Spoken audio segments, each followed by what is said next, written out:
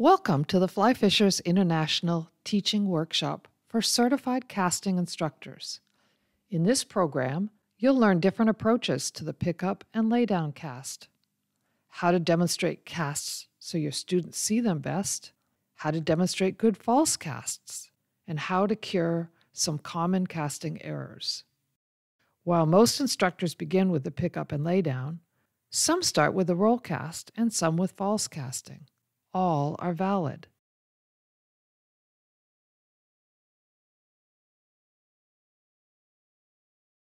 We'll start with Audrey's pickup and laydown demonstration, followed by Macaulay's. Hi, my name is Audrey Wilson. I'm going to teach you the pickup laydown cast today. So we're simply picking it up and laying it down. Pick up, lay down. You'll notice my stance. I'm at a comfortable shoulder width stance with my strong arm, strong foot forward slightly. Also, my range of motion is this natural, comfortable range, not way out here or way tight in here. Pick it up, lay it down. Pick it up and lay it down. So there's the two steps, picking it up and laying it down, but I'm going to break it down into 4 simple steps, and they're steps that will help us to understand the cast a bit better as well. So we're picking up the line. Number 2, we're going into our back cast. Number 3, our forward cast. And number 4, laying that line down. So number 1, picking up the fly line to our back cast, forward cast, lay down. 1, 2, 3, and 4. 1, 2, 3, and 4. So some key points to remember about making this cast work are the stops, the pauses, the smooth acceleration, and having a high rod tip in the cast. So we're going to start with the stops. You have a stop in the back cast and the forward cast, meaning you come to a complete stop. Back cast stop, forward cast stop. Back cast stop, forward cast stop. You'll notice also that I have pauses after each of the stops. And I pause just long enough for that fly line to roll out completely before changing direction in my cast. Meaning when I cast to the back, I stop and pause, let that line roll out, and then after it rolls out, you come forward to your forward cast and stop and let it roll out. Stop, stop.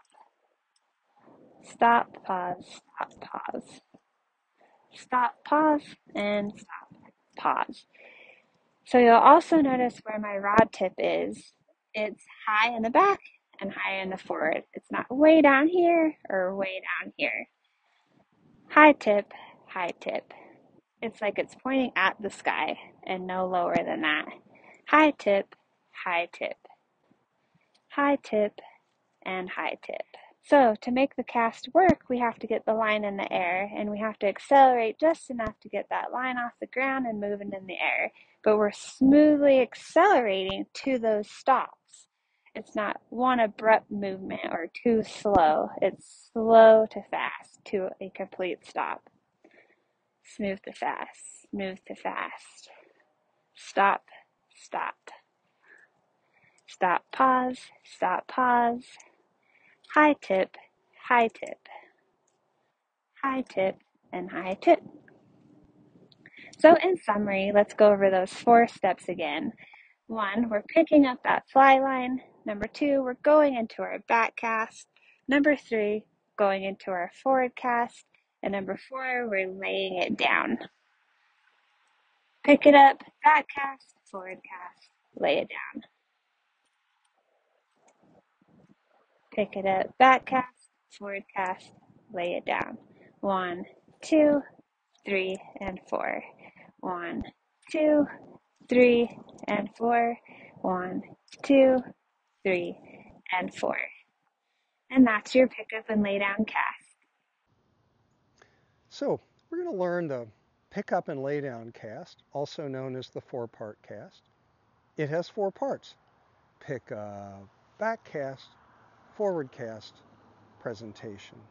1, 2, 3, and 4. pick up, back cast, forward cast, presentation. So to do this cast, you're going to start with your thumb on the grip like that. Your rod tip's going to be in the water when you start, and it's going to finish in the water. You want the line out straight to begin. Here are the 4 parts. 1, 2, 3, and 4. Pick up, back cast, forward cast, presentation. The pickup should be so slow that you can't hear the line come off the water. So slow you can't hear it come up. Look at where the back cast stop is. Look where the rod points. It doesn't point back, it points up. When we make that nice back cast stop pointing up, we have to pause with the rod there for about 1 whole second. Here's the pause. And that's to give the line time to fully straighten behind us so we can then make a good forward cast. There's the pause. Notice where the rod stops at the end of the forward cast. It stops way short, like pointing up in the sky. It stops there. There's a, watch this, there's a stop and a drop. So you stop with your rod really early, much earlier, much sooner than you would think you should. As the line unrolls after we make the forward stop there, we lower the rod tip along with the falling line, and we end up with the rod tip back in the water and the line out straight. This part's really important. Watch where my forearm points at the back cast stop. It points up. If your rod points up at the back cast stop and your forearm is angled up, I almost promise you, you'll make good fly casts, right? Like that. One thing you can't see as I'm doing this is that every cast I make starts slow and ends with a kind of a flick. It starts slow and ends with a kind of a flick. So it's slow flick, slow flick. You want to make sure that your rod goes slow here and ends with a kind of a, you start slow and you end with a kind of a, like that. You'll notice too that my elbow is comfortably relaxed at my side at the forward stop. It's there. You don't need to move your arm far to fly cast. You can keep your elbow really close to your side where you're comfortable and strong. Let's pantomime a few of these casts. So you get your cell phone out. Hello, it's for you. Hello, it's for you. So the reason this is important is because you want your hand somewhere close to your shoulder, your chin, your eye, your ear at the back cast stop.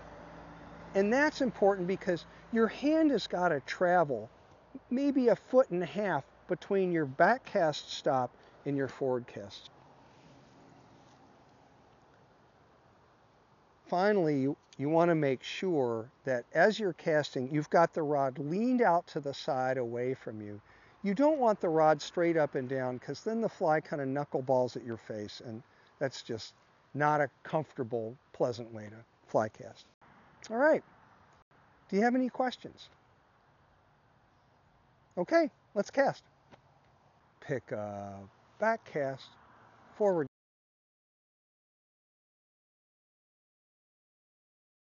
cast, presentation. 1, 2.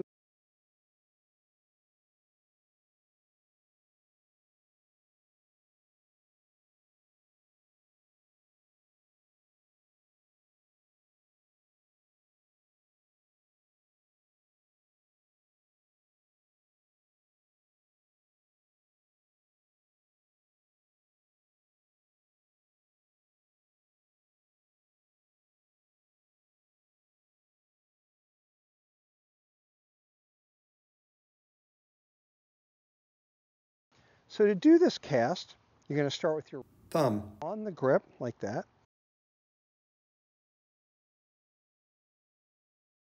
Your rod tip's going to be in the water when you start, and it's going to finish in the water.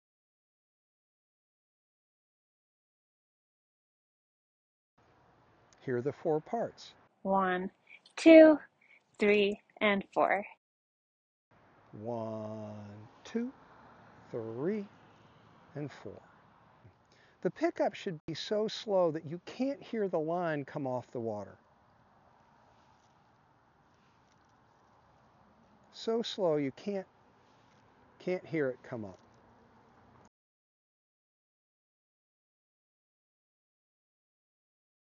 Look at where the back cast stop is. Look where the rod points. It doesn't point back, it points up. High tip, high tip. High tip and high tip.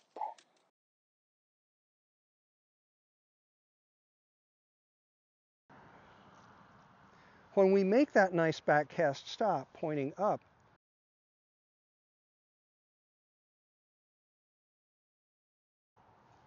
notice where the rod stops at the end of the forward cast.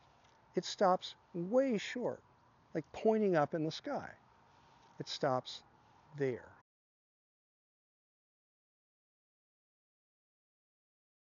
There's a stop and a drop. So you stop with your rod really early, much earlier, much sooner than you would think you should.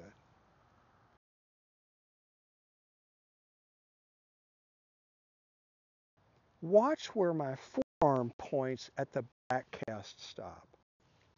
It points up.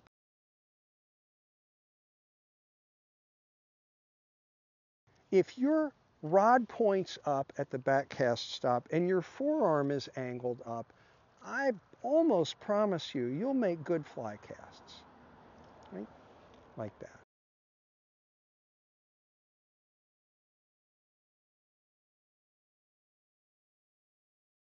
You want to make sure that your rod goes slow here and ends with a kind of a, you start slow and you end with a kind of a, like that.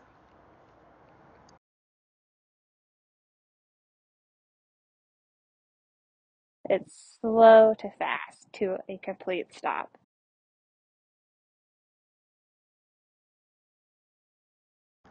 You'll notice too that my elbow is comfortably relaxed at my side at the forward stop.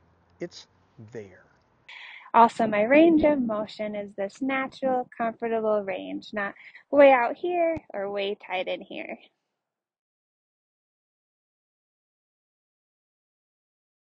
Here's the fly cast. Hello, it's for you. Hello, it's for you.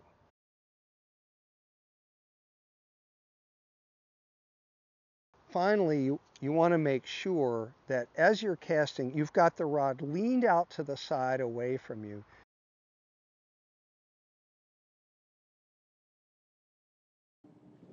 So in summary, let's go over those 4 steps again. 1, we're picking up that fly line. Number 2, we're going into our back cast. Number 3, going into our forward cast. And number 4, we're laying it down. Pick it up, back cast, forward cast, lay it down.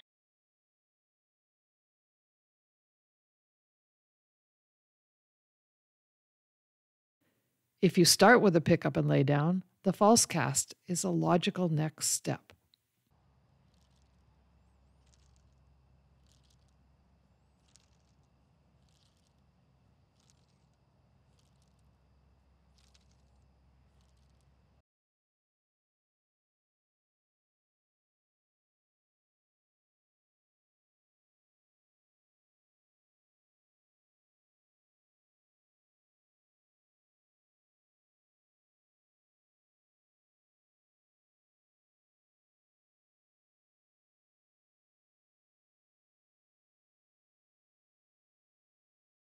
Tony is trying to tell his wrist what not to do, and he's losing.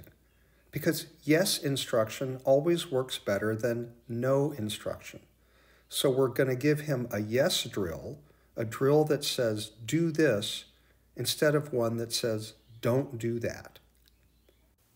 So we have him invert the reel and keep it braced against the underside of his forearm. He false casts with his eyes closed. For how long does he have to do this? It may take dozens, even hundreds, of repetitions before the feel of bending at the wrist is overcome by the feel of bending at the shoulder and or the elbow.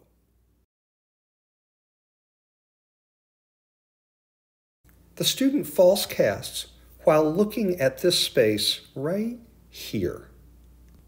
He has to keep his eye right here the whole time he false casts, and he has to keep this yellow line distance the same length through every false cast. The space, the distance between his rod butt and forearm, has to stay constant, and in doing this, he eliminates excess wrist rotation.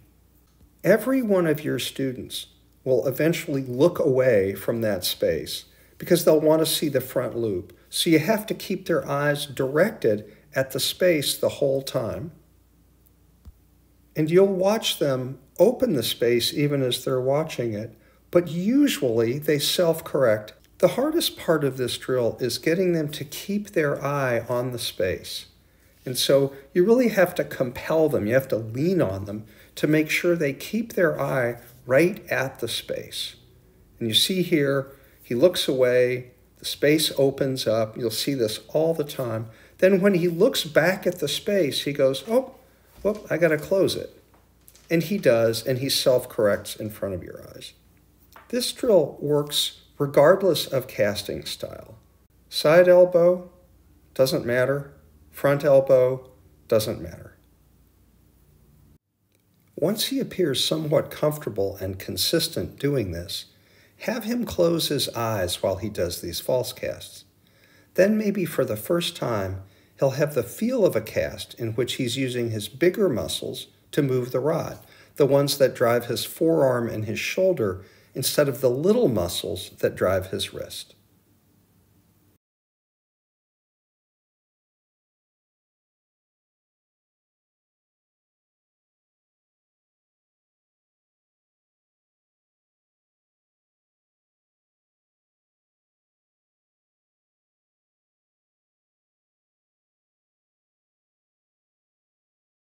We tell her that when she's false casting, we'll say the word now at the instant of one of her forward stops. When she hears that, now, she has to make her delivery cast, her lay down. She can't make another back cast. Now. By hearing now when she doesn't know it's coming, she doesn't know which is the last forward stop, the one she thinks she has to run through when she lays the line down.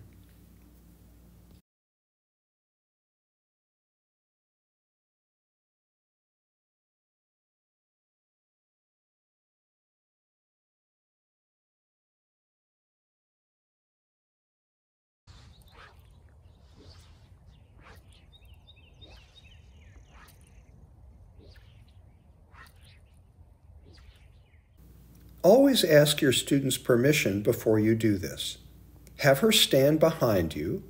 She puts her hand on top of yours, her thumb just in front of yours on the grip. This way, she feels the cast a lot better than if you stand behind her, the way you've always seen it done, and you squash her hand under yours. Her standing behind you also makes it much less intimidating for her, especially if you're a man teaching a woman. She closes her eyes and you false cast while she holds on, and you exaggerate the change you want her to make. So maybe for the first time ever, she has a feeling of what a good cast feels like. Yes, it's kind of awkward, but it's a pretty effective cure. And it's a way to get her to tighten her loops, to cast more gently, to pause long enough, to refrain from making tailing loops, or to refrain from creeping.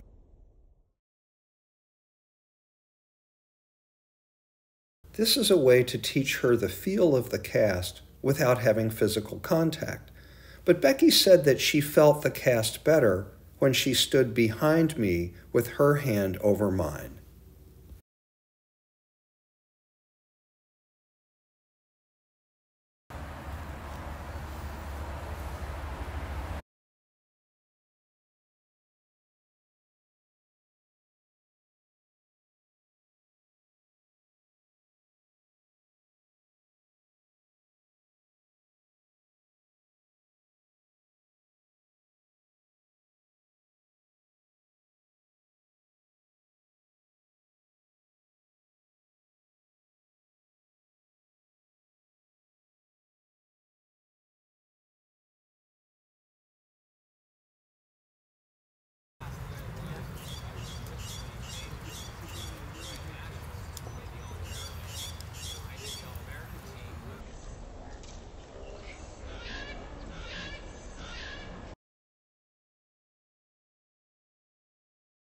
Tony's using the iPad here to correct his tracking error while he's casting.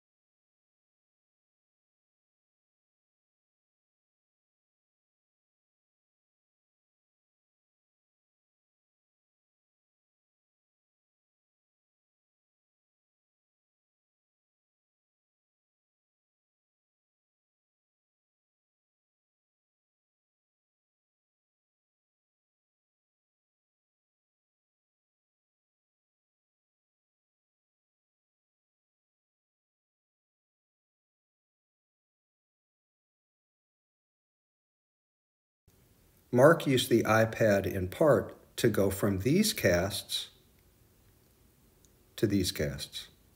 Nice job. Wow, nice casts. The iPad's on a tripod and the camera's flipped so he's watching himself false cast in real time on what amounts to a TV monitor. If you only describe to him his errors, he isn't truly seeing them. But when he sees what he's really doing, which is different from what he thinks he's doing, he'll self-correct. It's amazing.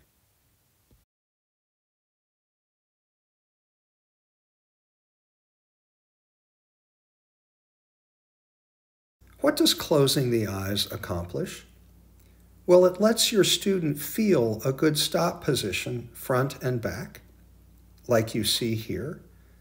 It lets them feel the subtle slow to fast of a good cast. And when they feel a good cast over and over, it helps them to learn to make those good casts again and again. Consider having every one of your beginners do some casting with their other hand. Why? Most of them will make the best cast they've made with their non-dominant hand. Imagine how empowering this can be for a student who's been struggling.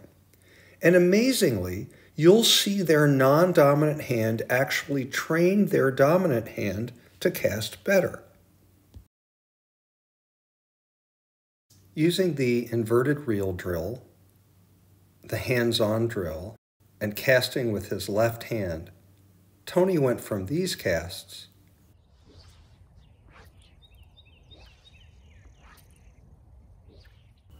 to these casts in about 45 minutes. Nice casts.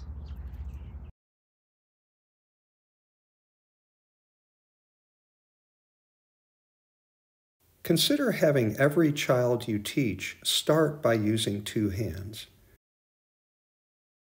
Gracie's only 11.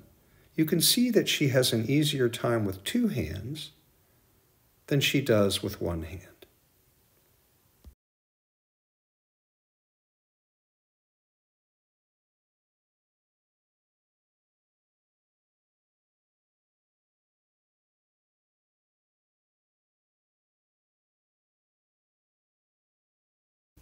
Have your students try using 2 hands when roll casting.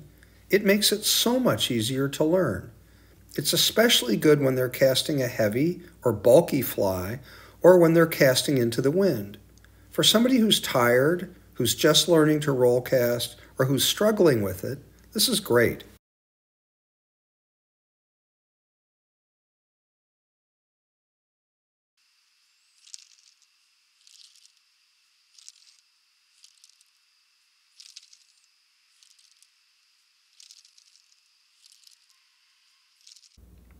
Tell your student whose loops are too wide to cast with a shorter arc than they think is possible, to cast way too slow midway through the stroke, to withhold the majority of the power until the rod has reached vertical.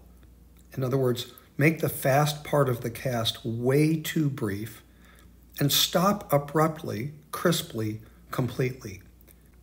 These tight loops will be the likely result.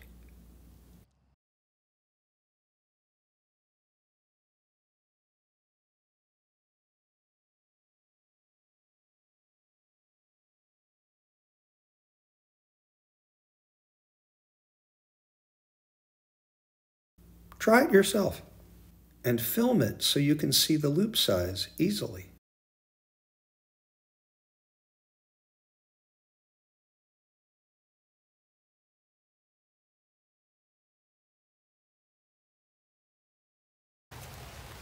Nice job. Wow, nice casts. Let this one land. Fantastic. Improvement. Yes. Good. No, this is very good. This is very good. Fly Fishers International welcomes you to the global community of fly casting instructors. You have many wonderful times of casting, learning, and teaching ahead of you. If you want to become a certified casting instructor, we strongly recommend that you have a mentor, and we urge you to video your own fly casting using a motion analysis app. May your journey bring you joy.